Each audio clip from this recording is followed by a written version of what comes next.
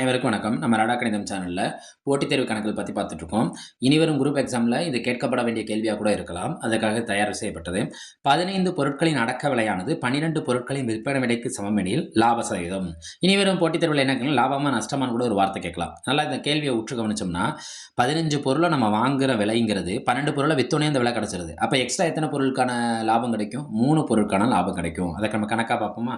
இப்ப கண்டிப்பா அங்க என்னதான் ஏற்பட்டும்னா லாபம் தான் ஏற்படும். எப்படின்னு பார்ப்போம்.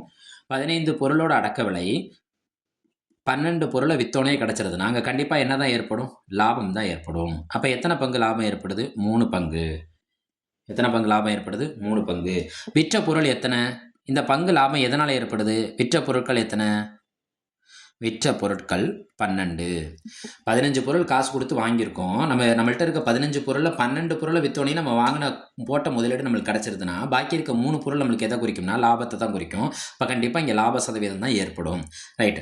இதை நம்ம லாபம்னு சொல்றதை விட லாப சதவீதம் தானே அவங்க கேட்குறாங்க. அப்ப லாப சதவீதங்கிறது என்ன, எப்படி கால்குலேட் பண்ணணும்னா, லாபம் இந்த விற்ற பொருட்கள் இருக்கா, விற்ற பொருட்கள் இன்ட்டு என்ன போட்டுக்க வேண்டியதா 100. லாபம் எத்தனை பங்கு ஏற்பட்டிருக்கு? 3 பங்கு. எதனால்? இந்த 12 பொருளை விற்றதுனால ஏற்பட்டிருக்கு 100. அடிப்போமா? 1 3 3, 4 3 12. 1 100 பேருக்குங்க என்ன கிடைக்கும்? 100 டிவைடட் பை 4. இந்த 4 அடிப்போமா? ஃபஸ்ட்டு 2ஆல் பல் அடிப்போமா? ஒரு நம்பரை 2ஆல் அடிக்கிறதுங்கிறது அது எதை ஆக்கிறதுக்கு சமம்னா பாதி ஆக்கிறதுக்கு சமம். 2 2 4, 50 2 100. திரும்ப நம்மளுக்கு என்ன கிடைக்குது? 50/2.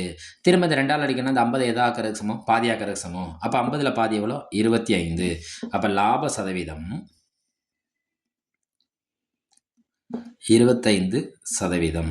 25% என்ன கிடைக்குது நம்மளுக்கு? லாபம் கிடைக்குது. கொடுத்துருக்க ஆப்ஷன் எதை குறிக்கும்? ஆப்ஷன் டியை குறிக்குது. ராடா கணிதம் சேனலை லைக் பண்ணுங்கள், சப்போர்ட் பண்ணுங்கள், ஷேர் பண்ணுங்கள், கமெண்ட் பண்ணுங்கள், இல்லை உங்களோட ஆதரவை தெரிவிங்க. நன்றி.